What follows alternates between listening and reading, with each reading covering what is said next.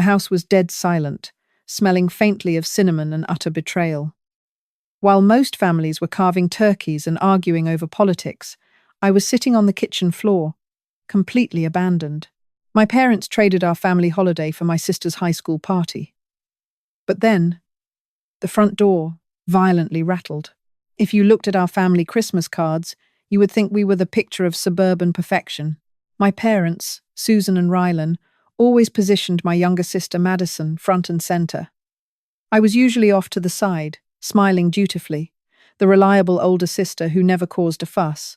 I was 17, getting straight A's, working a part-time job at a local bookstore, and entirely invisible.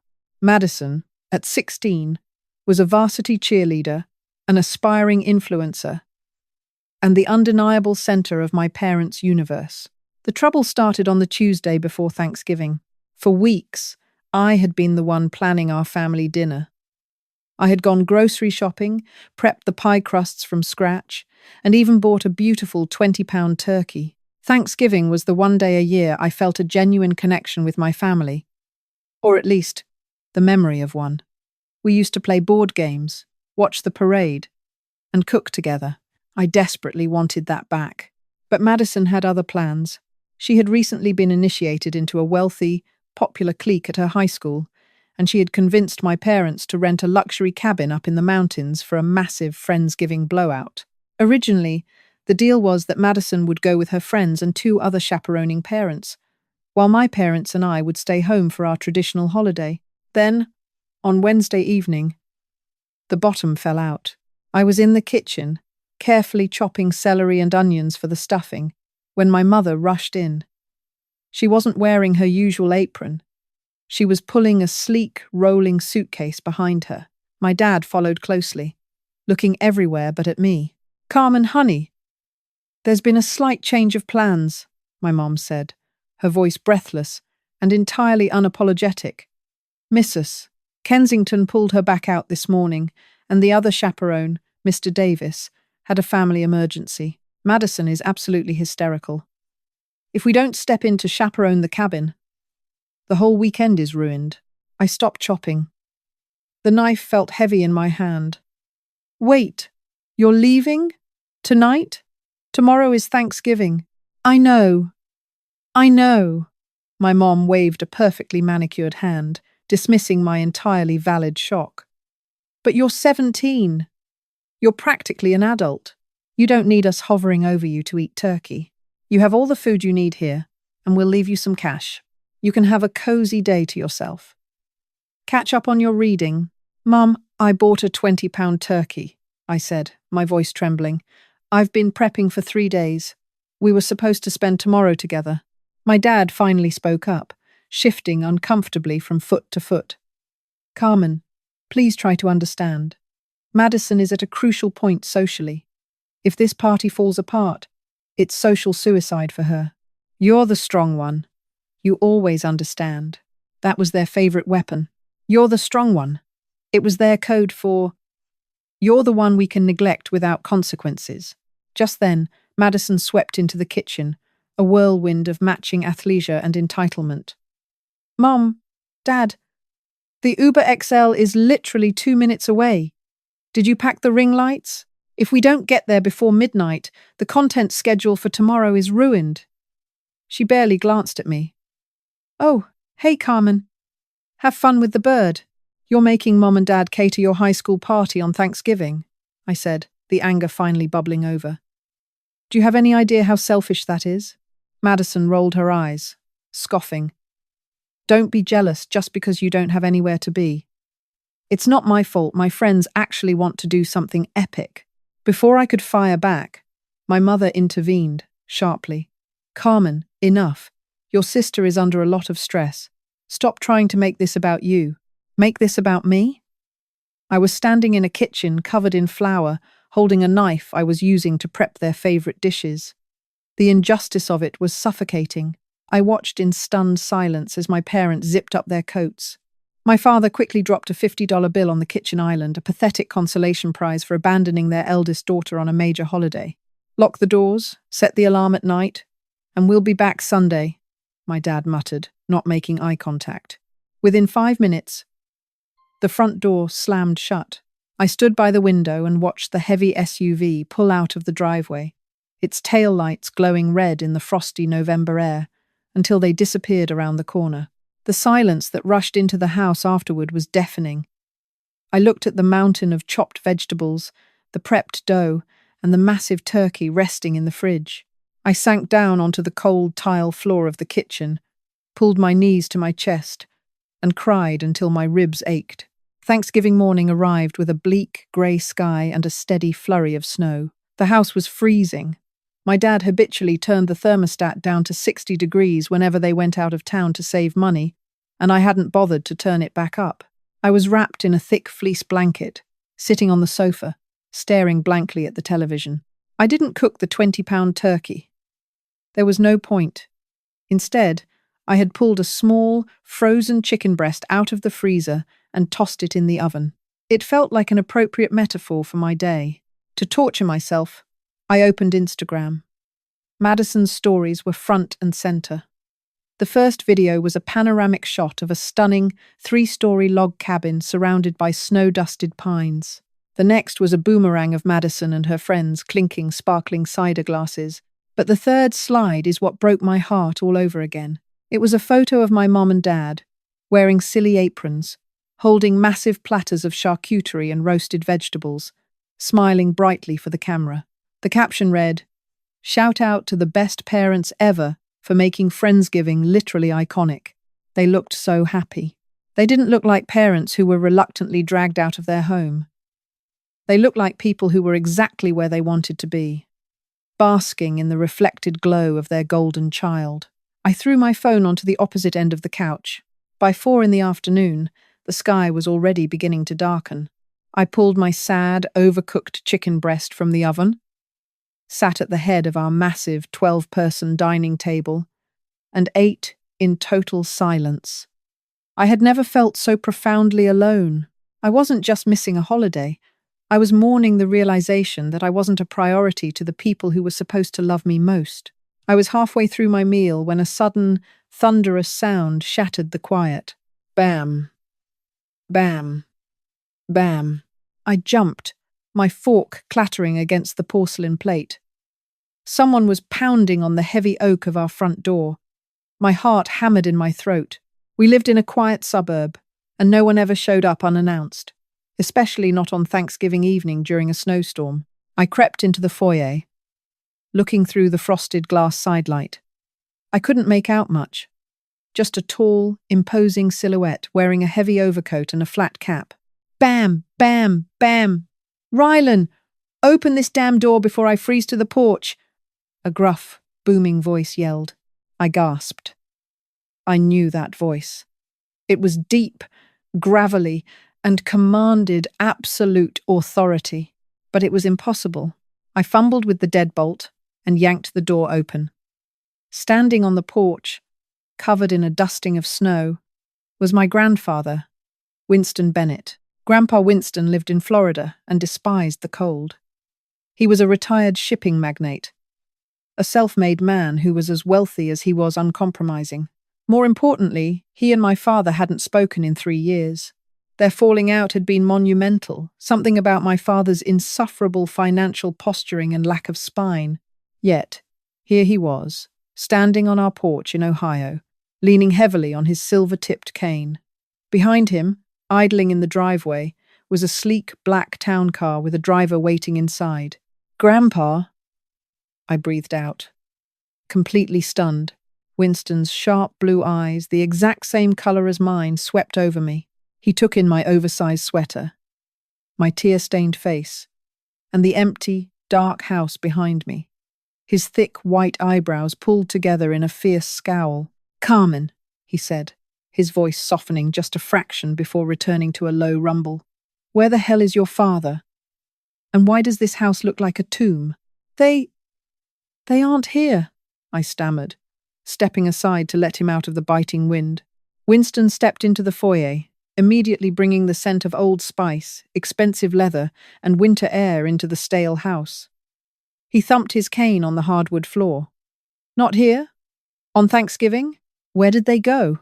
Out to fetch a turkey from a farm? I swallowed hard, feeling the shame burn in my cheeks even though I had done nothing wrong. No, Madison had a friendsgiving party at a cabin in the mountains. One of the chaperones backed out. So Mum and Dad went with her. They left last night. Winston froze. He turned to look at me slowly, his piercing eyes searching my face. They went to chaperone a high school party. And they left you here. Alone. I'm 17, I mumbled, repeating my parents' excuse automatically. I'm practically an adult. You're a child. Winston snapped, but the anger wasn't directed at me. His face had turned a dangerous shade of red. He looked past me, into the dining room, where my single, pathetic plate of dry chicken sat at the head of the empty table. He closed his eyes for a brief second, taking a deep, ragged breath. When he opened them, the fury in his gaze was terrifying, but beneath it, I saw something else. Pity and fierce protectiveness. Get your coat, Carmen, Winston ordered, turning back to the front door and pulling it open. What? Why? Where are we going? We aren't going anywhere, Winston said grimly, gesturing to the driver waiting in the town car. The driver immediately popped the trunk. I came here today to confront your father about some very serious legal matters. But seeing as that coward has run off to play servant to his spoiled youngest daughter, plans have changed. We are having Thanksgiving. I watched in disbelief as the driver approached the house, carrying two massive, insulated catering boxes. I brought dinner from the Capitol Grill, Winston declared, pulling off his leather gloves. And while we eat, my dear Carmen, I am going to tell you exactly why I showed up today. Because the house you are standing in, the perfect little suburban life your parents are projecting to Madison's little friends, Winston leveled a dead serious stare at me. None of it belongs to them. It belongs to me. And as of Monday morning, they are being evicted. The driver, a stoic man named Thomas, carried the heavy insulated boxes into our dining room, completely ignoring the drab, cold atmosphere of the house. Within minutes, he had transformed my pathetic setup into a feast. There were thick, perfectly seared bone-in ribeyes, truffle mac and cheese, blistered asparagus, and rich, dark gravy. The scent of roasted garlic and rosemary completely overpowered the lingering smell of my burnt frozen chicken. Grandpa Winston sat at the head of the table, the seat my father usually claimed but rarely occupied with such authority. He motioned for me to sit beside him. Eat, Carmen, he commanded gently. You look like a stiff breeze could knock you over. We have much to discuss, and you will need your strength. I took a bite of the steak. It was incredible, melting on my tongue, but my stomach was tied in such tight knots that swallowing felt like a chore. Winston ate methodically, giving me a few minutes of quiet before he signaled Thomas. The driver stepped forward, placed a thick, combination-locked leather briefcase on the table, and silently retreated to the living room to stand guard by the door. Winston spun the brass dials. With a sharp click, the briefcase popped open. He pulled out a thick stack of manila folders, dropping them onto the polished oak table with a heavy thud. 3 years ago, Winston began, his gravelly voice echoing in the quiet dining room, your father and I had our final argument. You were 14. Do you remember what you were told about why I stopped visiting? I nodded slowly, putting my fork down. Dad said you had a fundamental disagreement about investments. He said you were trying to control his career, and he needed to set boundaries to protect our family. Winston let out a harsh, barking laugh that held absolutely zero humor. Boundaries. That is a fascinating word for a man who has stolen nearly $1 million from his own flesh and blood. My breath caught in my throat. Stolen? Grandpa, what are you talking about? Winston opened the top folder. Inside were bank statements, legal notices, and documents heavily stamped in red ink. He slid a piece of paper toward me. It was a deed of trust. To understand the delusion your parents are living in, you need to understand the reality of their finances, Winston said, leaning forward. His blue eyes were razor-sharp. Your father is not a successful regional manager. He was fired from that position 4 years ago for gross incompetence and misappropriation of corporate funds. He narrowly avoided prison because I paid a massive settlement to quiet the board. I stared at the paperwork, my mind spinning. But he goes to work every day. He wears a suit. They bought Madison a brand new car last month. It is all a carefully constructed theatre, Carmen, Winston said grimly. He tapped his thick finger against the documents. When he lost his job and said he was drowning in debt, to save him from complete bankruptcy and to keep a roof over your head, I agreed to a legal arrangement. I bought this house through my holding company, Apex Horizon Properties. Your parents do not own this home. They are my tenants. He then outlined the exact terms of their ruin, breaking down the facade my parents had built. Asterisk. The house. Winston allowed them to live rent-free, under one strict condition. Rylan was responsible for paying the annual property taxes and the home insurance out of his new, lower-paying sales job. Asterisk. The debt trap. Instead of downsizing, Susan and Rylan took out massive, high-interest personal loans to maintain their country club membership and fund Madison's social climbing. Asterisk. The fraud. 6 months ago, the property taxes went unpaid. When the county sent foreclosure warnings, your father intercepted the mail. Worse, he forged my signature on a fraudulent loan application, attempting to use the equity of this house, which he does not own, to secure a $150,000 line of credit. My lead attorney, Henri Caldwell, caught the discrepancy during a routine audit of the trust last week, Winston explained, his voice cold and precise. Henri called me immediately. We ran a full background check on Rylan's current financial standing. It is a catastrophe. They have maxed out 14 credit cards. That fancy cabin in the mountains, rented on a card that is practically bleeding out. I felt the blood drain from my face. The puzzle pieces were violently snapping into place. It explained why my dad kept the thermostat at 60 degrees. It explained why my mum had forgotten to put money in my college fund for the last 3 years, claiming it was tied up in a high-yield CD. It explained why they were so desperately obsessed with Madison's popularity. They're banking on her, I whispered, the realization making me feel sick. Madison's influencer stuff. They think if she gets famous, or marries into one of those wealthy families like the Kensingtons, she'll bail them out. Winston's expression softened into something resembling deep sorrow. Yes, Carmen. They have placed all their bets on a spoiled 16-year-old girl, funding her delusions with stolen money, while entirely neglecting the brilliant, hard-working daughter sitting right in front of me. The dining room felt like a vacuum, sucking all the air from my lungs. I looked at the walls of the house I had grown up in, the family portraits hanging in the hallway, the expensive Persian rug under the table, the gleaming stainless steel appliances in the kitchen. None of it was real. It was a movie set, and the production was completely bankrupt. Why are you telling me all this? I asked, my voice barely a whisper. Why not just wait for them to come back and confront them? Because, Carmen, when a sinking ship goes down, the rats panic. I needed to pull you off the boat before they try to drag you under with them. Winston reached into the briefcase and pulled out a single, crisp envelope. He handed it to me. Open it. My hands shook as I broke the seal. Inside was a cashier's check made out to a locked educational trust in my name, managed by Henri Caldwell's firm. The amount printed on it made me gasp. It was enough to cover a 4-year degree at any university in the country, with plenty left over for living expenses. You are a Bennett, Winston said firmly, his eyes locking onto mine. You have my work ethic, my resilience, and clearly, my ability to see through nonsense. I have been having private investigators monitor this family for 2 years. I know about your straight A's. I know you work at the bookstore to pay for your own clothes because your mother refuses to buy you anything. I know they left you here with a frozen chicken on Thanksgiving. A tear slipped down my cheek, hot and stinging. It was the first time in my entire life someone had truly seen me.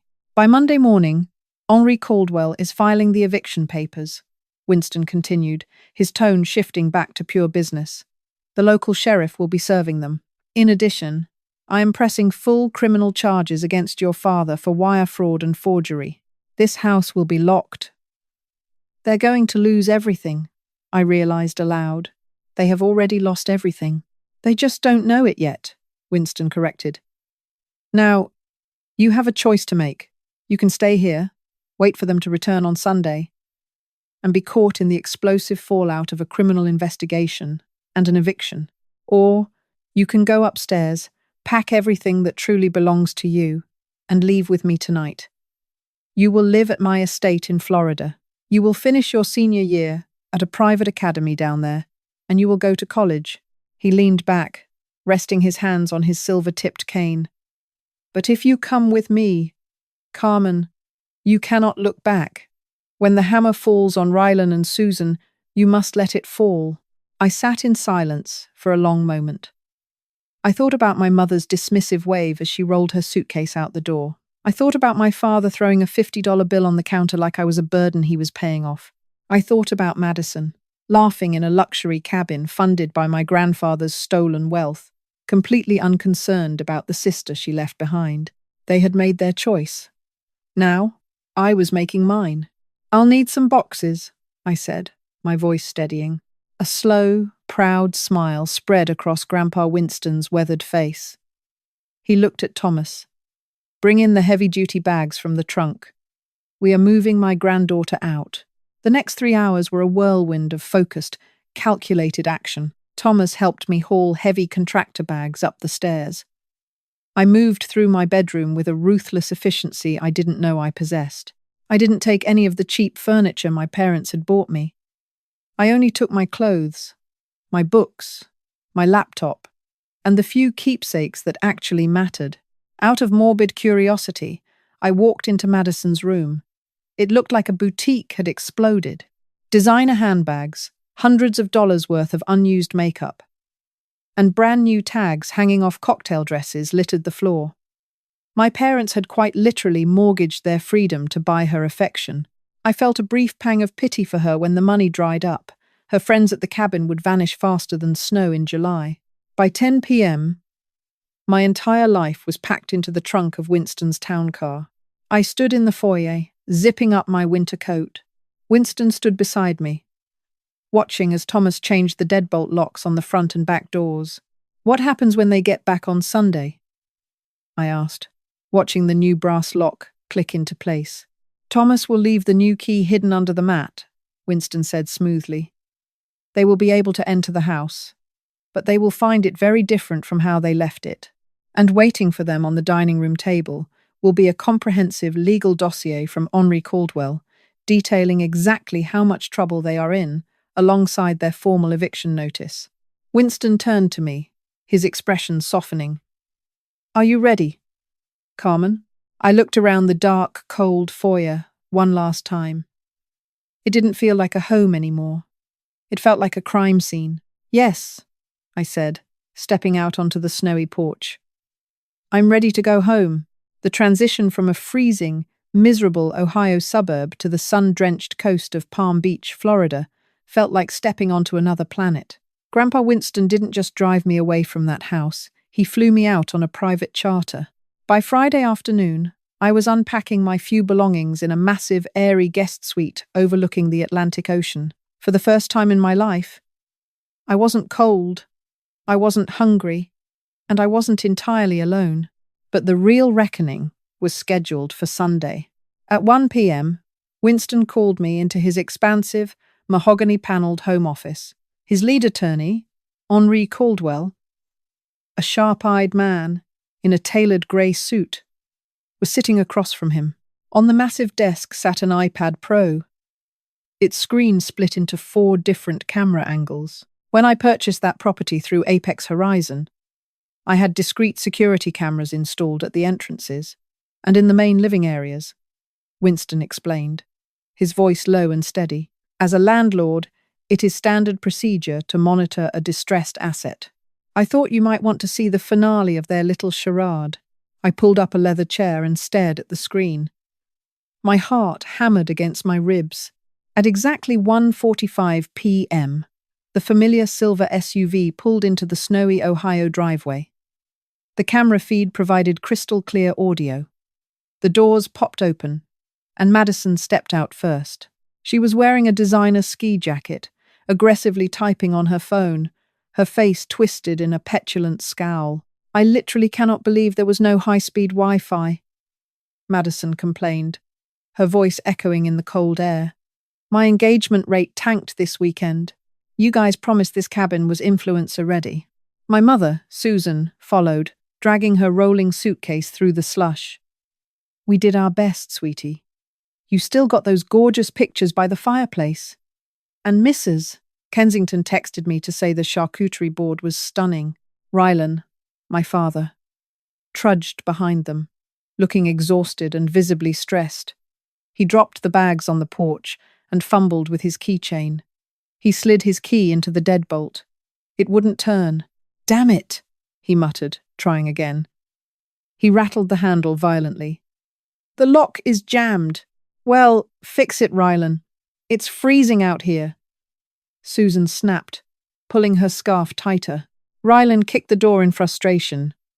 As his foot pulled back, he noticed the corner of a brass key peeking out from under the heavy welcome mat. He frowned, picking it up. He slid the new key into the lock. It turned with a smooth, heavy click. The three of them stepped into the dark, freezing foyer. Winston had instructed Thomas to leave the thermostat exactly where my father had set it, 60 degrees, but without the warmth of a family living inside, the house felt like a literal icebox. "Carmen!" Susan yelled, her voice sharp and irritated. "Carmen, why is it so dark in here? Did you break the lock? Get down here and help your sister with her bags." Silence answered her. "Ugh, she's probably just sulking," Madison groaned, rolling her eyes as she dropped her Louis Vuitton duffel bag on the hardwood floor. "She's so dramatic." Rylan didn't say anything. The camera angle from the dining room caught his movements as he walked past the foyer. He froze, sitting perfectly centered on the long oak table, illuminated by the pale winter light filtering through the window, was a thick, legal-sized envelope. Resting on top of it was a bright red sticky note with 2 words written in Winston's unmistakable sharp handwriting, "Read immediately." I leaned closer to the iPad screen, holding my breath. Rylan slowly reached out and picked up the envelope. He broke the seal and pulled out a heavy stack of documents. Henri Caldwell had not held back. Even through the screen, I could see the bold, terrifying headers printed on the thick legal paper. Asterisk. Notice to quit. 3-day eviction notice. Asterisk cease and desist order. Asterisk affidavit of forgery and wire fraud. Asterisk notice of impending criminal subpoena. Rylan's face went entirely slack. The colour drained from his cheeks so fast he looked as though he might physically collapse. His hands began to shake uncontrollably, the papers rattling in his grip. "Rylan?" Susan walked into the frame, her annoyance momentarily paused by the sheer terror radiating from her husband. "What is it? What did she do?" It's over," Rylan choked out, his voice a pathetic, high-pitched wheeze. He dropped the papers onto the table as if they were on fire. He stumbled backward, gripping the back of a dining chair to keep himself upright. "My dad knows.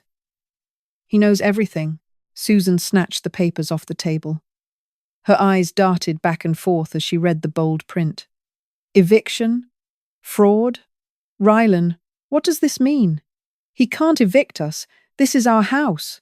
"It was never our house, Susan," Rylan screamed, the facade finally shattering completely. The echo of his voice was startling. "He owns it. He bought it when I got fired 4 years ago. And the bank loan.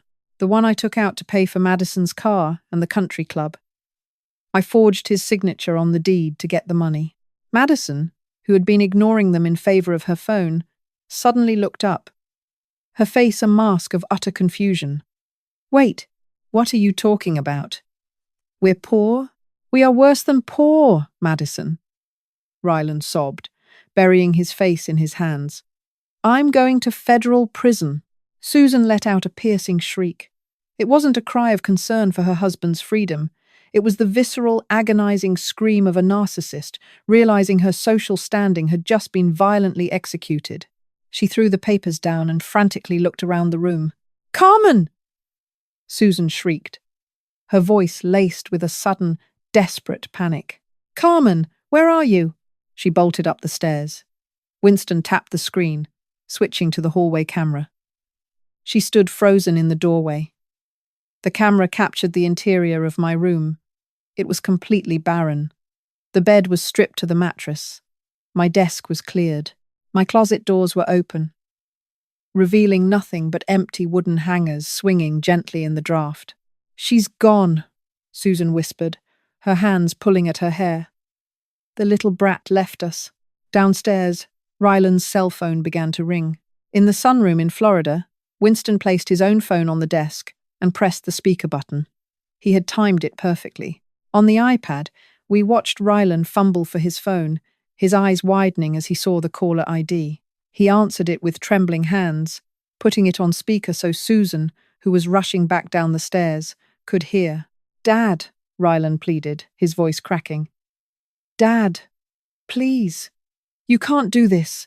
You can't put us on the street. Think about your family." Winston leaned forward, his voice a lethal, icy rumble that commanded the entire room. "You stopped being my family the moment you stole $150,000 from me, Rylan. But you sealed your fate the moment you abandoned my granddaughter on Thanksgiving to cater to a teenager's vanity." "We didn't abandon her," Susan shrieked into the phone, snatching it from Rylan. "She's almost 18. She was fine." "Winston, you have to stop this. Madison's entire life will be ruined if we lose this house. The Kensingtons will find out. She'll be a laughingstock, even now." Even as they stared down the barrel of federal wire fraud and homelessness, it was still entirely about Madison's social life. The Kensingtons. The influencer aesthetic. "Susan," Winston said, his tone dripping with absolute disgust, "I do not care about the Kensingtons. I do not care about your country club. And I certainly do not care about your youngest daughter's popularity. The sheriff will be there tomorrow morning at 8 a.m. to oversee your removal from my property. My lawyers have already forwarded the fraudulent loan documents to the district attorney." "You took Carmen," Susan accused, her voice turning venomous. "You brainwashed her." "Carmen, if you can hear me, you tell your grandfather to stop this. You're tearing this family apart." Winston looked at me, raising an eyebrow. He muted his end of the phone for a second. "Do you want to speak to them?" he asked quietly. I looked at the screen. I looked at the chaotic, pathetic mess of the people who had treated me like an inconvenience my entire life. I felt a strange, profound sense of calm wash over me. I wasn't the invisible, neglected daughter anymore. I was free. I nodded. Winston unmuted the phone. "Mum," I said, my voice steady, clear, and remarkably strong. On the camera feed, all three of them froze. "Carmen!" Susan gasped, her tone instantly shifting to a sickeningly sweet manipulation. "Oh, honey, thank God. Please, talk some sense into him. Tell him we're a family. We need you to come home." "I am home," I replied simply. "And I'm never coming back. You made your choice on Wednesday night when you walked out the door. Now, you get to live with it." "You little ungrateful," Susan began to snarl, her true colours flashing immediately. "Goodbye, Mom." "Goodbye, Dad," I said, cutting her off. Winston reached over and ended the call. The click of the phone hanging up echoed with an incredible sense of finality. On the iPad screen, Ryland dropped his phone. It shattered on the hardwood floor. Madison finally burst into hysterical tears, sinking to her knees, wailing about her ruined life. Winston calmly reached out and turned the iPad off. The screen went black. "Well," Winston said, adjusting his cuffs, "that is handled. Henri, please ensure the local authorities are prepared for tomorrow morning's eviction." "Already done, Mr. Bennett," the lawyer replied smoothly, packing up his briefcase. The collapse of my parents' house of cards was swift, brutal, and entirely public. When the sheriff arrived on Monday morning, several of our nosy suburban neighbors were watching from their porches.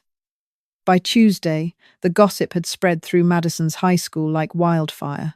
The wealthy clique she had sacrificed our family for dropped her instantly. Mrs. Kensington, the woman my mother had desperately tried to impress, blocked Susan's number. Within 3 weeks, Rylan was formally indicted for wire fraud and forgery. Because he was a first-time offender, and Winston's lawyers negotiated a complex plea deal to recover the funds, Rylan avoided a lengthy prison sentence. But he was given 5 years of heavy probation, thousands in fines, and a felony record that permanently destroyed his career in corporate sales. They were forced to move into a cramped 2-bedroom apartment on the industrial side of town. Susan had to get a job working the cash register at a local discount retail store, a reality she considered a fate worse than death. Madison, stripped of her designer clothes and luxury car, had to transfer to a different public school to escape the relentless mockery of her former friends. As for me, my life began the moment I left that house. Living with Grandpa Winston was demanding but incredibly rewarding.